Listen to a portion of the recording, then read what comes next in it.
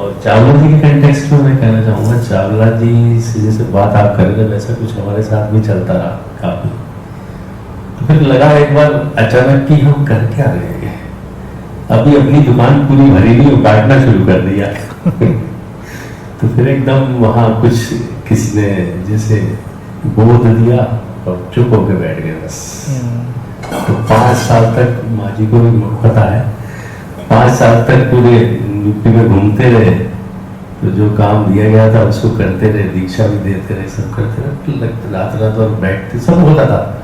लगता था नहीं कुछ जल्दी कर दिया शुरू, इसकी अभी जरूरत नहीं थी जरूर में, तो जो ड्यूटी थी वो करी। फिर उसके बाद बिल्कुल चुप होकर बैठ गए, लेकिन अस्तित्व ने ऐसा दिया कि जो वाला मुद्दा वो सारा काम जो टारगेट एक स्वयं बना लेता है एक मनुष्य, उसे बना के फिर उसी में उलझ जाता है। तो उसी में जलेबी की तरह घूमते रहे और चलते रहे और साधना का समय कम होता गया। फिर तो संसार की तरक्की बढ़ती गई, संतों से मिलना रहा, जाना भी रहा।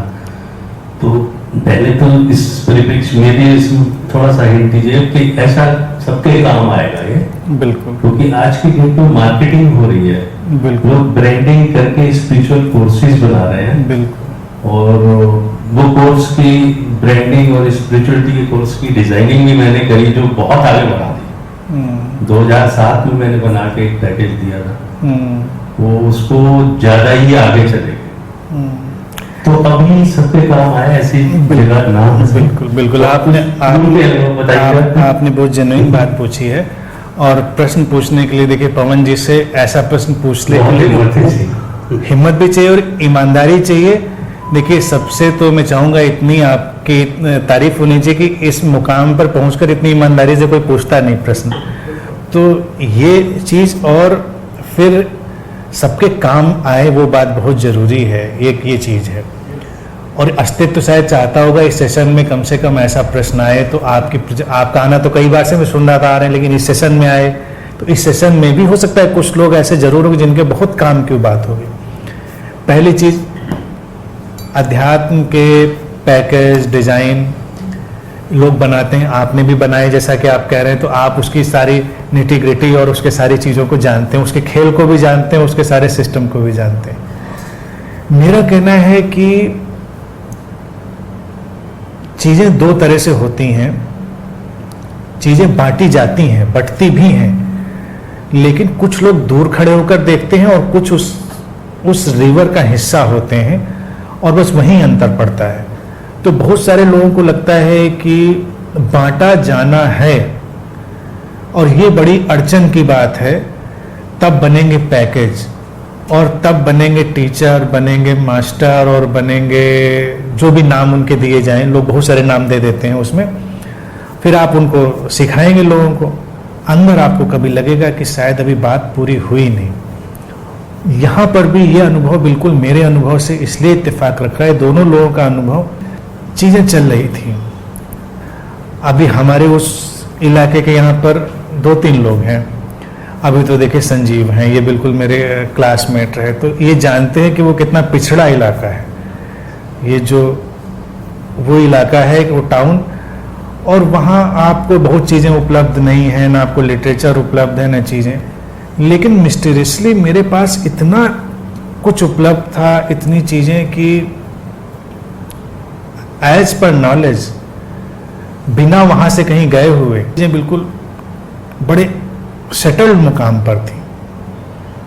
और मेरे यहाँ साधु संतों का आना, ये सब चीज़ें ये सब चलती रहती, तो मैंने बहुत नज़दीक से लोगों को देखा। धीरे धीरे करके मेरी स्थिति ये पहुंची कि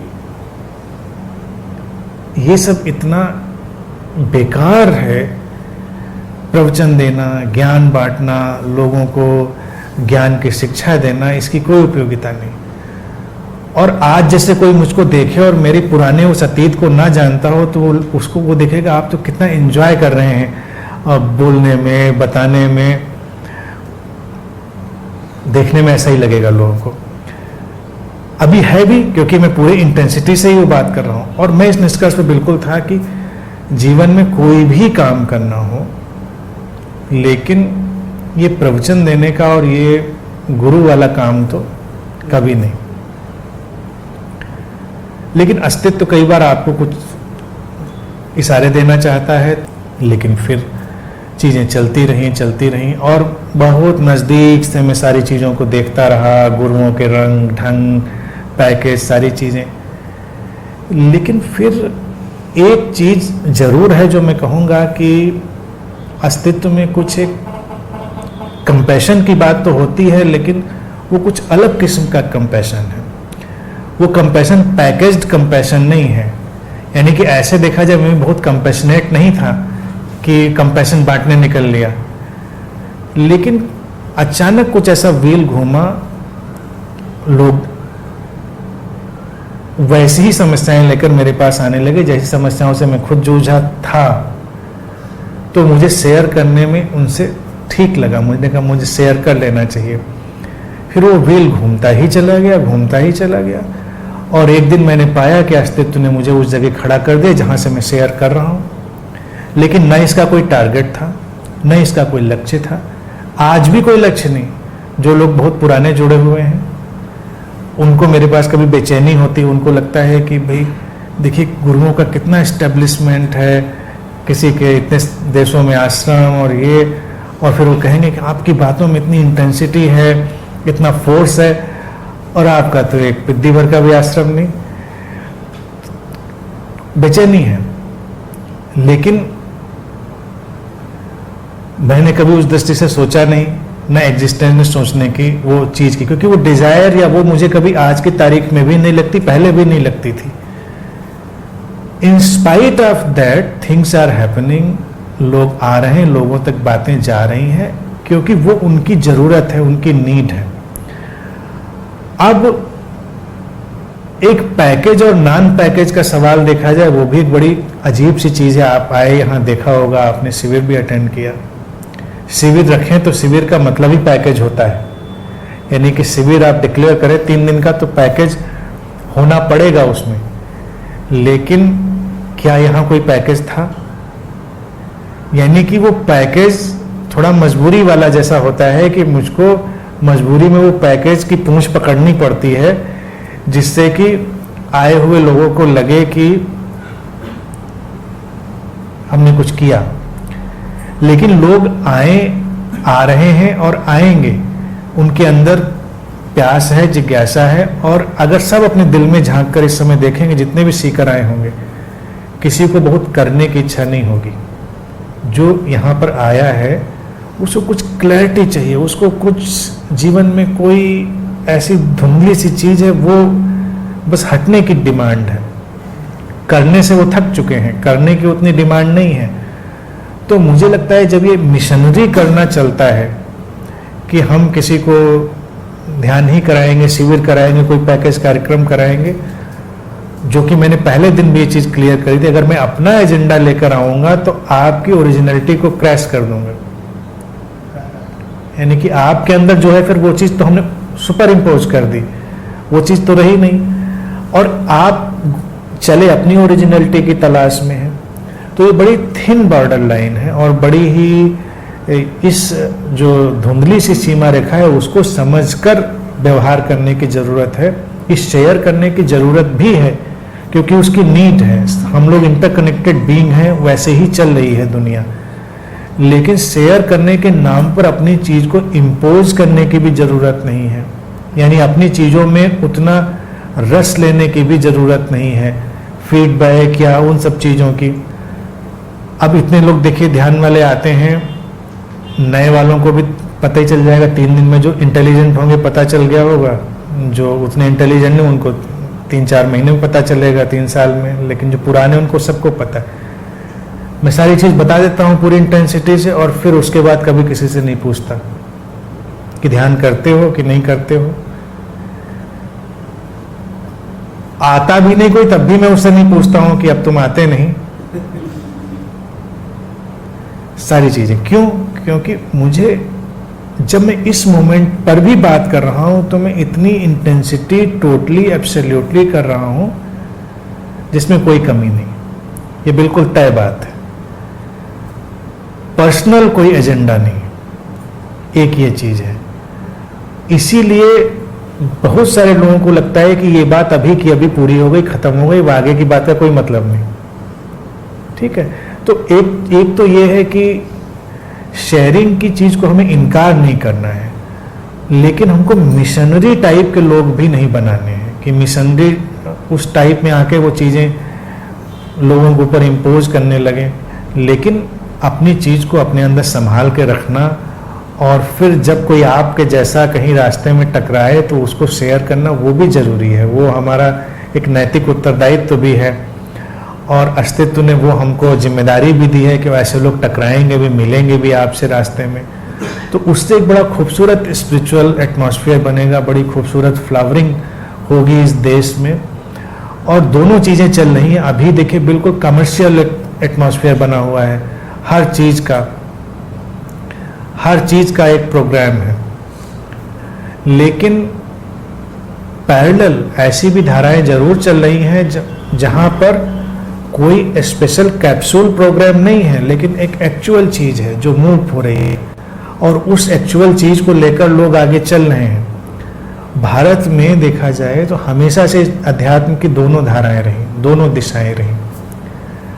बुद्धा के टाइम की भी अगर बात करी जाए तो मुझे लगता है कि सबसे बड़ा पैकेज्ड स्पिरिचुअलिटी से रिवोल्ट उन्होंने ही किया था।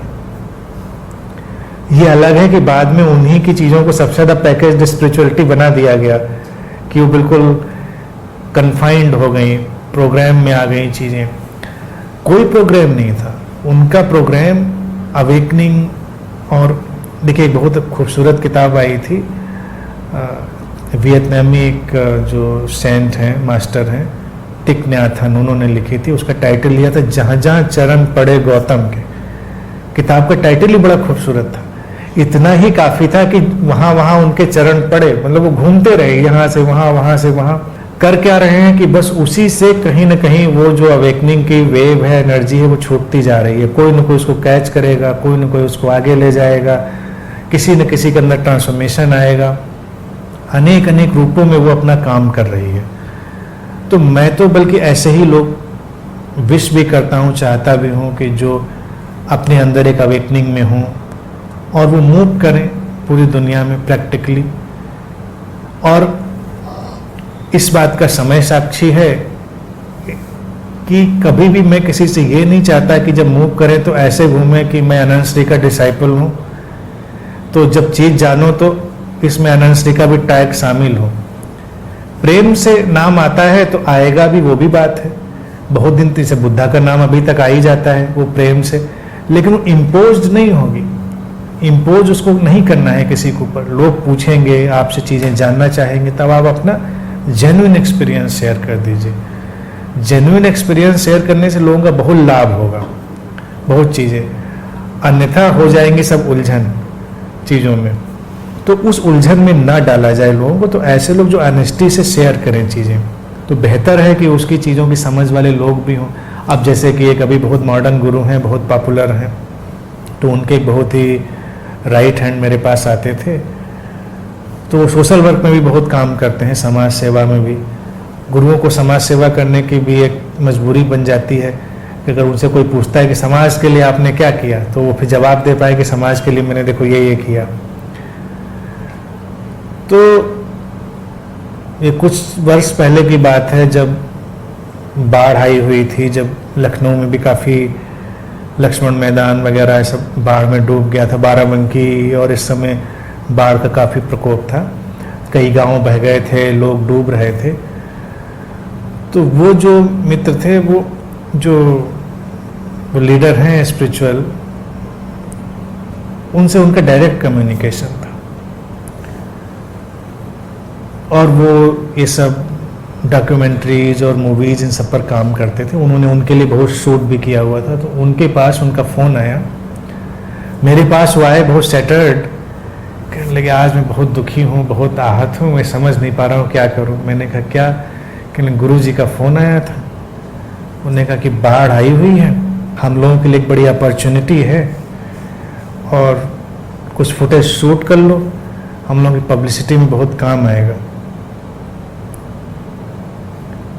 तो कह रहे हैं कि अपॉर्चुनिटी है, पब्लिसिटी की आकांक्षा है। मैं तो कह रहे थे, समझ ही नहीं पाया, थोड़ी देर के लिए मैं शॉक्ड हो गया कि मुझे मदद सचमुच में करने की भावना है किसी की, या मदद करते हुए वो कंबल पैकेट बांटते हुए हमको वो शूट करने की आकांक्षा ज़्यादा बड़ी है। तो कई बार मुझे लगता है वो अगर ये फुटेज शूट करना बैन करा दिया जाए तो बहुत सारे कंबल पैकेट बंटना भी बंद हो जाए लोगों के। तो अब ये सोशल वर्क कितना बड़ा सोशल वर्क है, ये क्वेश्चनेबल है। अध्यात्म में भी वही है, हमने तो चला दिए पैकेज, लेकिन उससे लोगों का हुआ क्या किसी को पता नहीं। इसीलिए बहुत सारे गुरु लोग पब्लिक से बिल्कुल कट जाते हैं और किसी का सीधा उत्तर नहीं देते किसी बात का, जिसका मैं जिक्र कर रहा था, जिससे लोग बहुत बचते हैं कि सीधे सामने आके एक एक चीज का आंसर अगर करें। तो हमने अपनी बात कही, हमने हाथ हिलाया और हम डिसअपियर हो गए। अब आप जाने, आपका काम जाने। ये चीज है, जब पैकेज बनेंगे तो यही करना पड़ेगा। लेकिन जब आप किसी के भी पीड़ा को, दुख को, परेशानी को समझने की, आंसर करने की कोशिश करेंगे तो बहुत जेन्युइननेस चाहिए होगी और उसके लिए करेज भी चाहिए होगा। तो मुझे लगता है इनलाइटनमेंट हो ना हो लोगों में, लेकिन इतनी ऑनेस्टी और करेज जरूर बना रहे, तो उससे बहुत रास्ते क्लियर होंगे और एग्जिस्टेंस उसमें 100% मदद करेगी।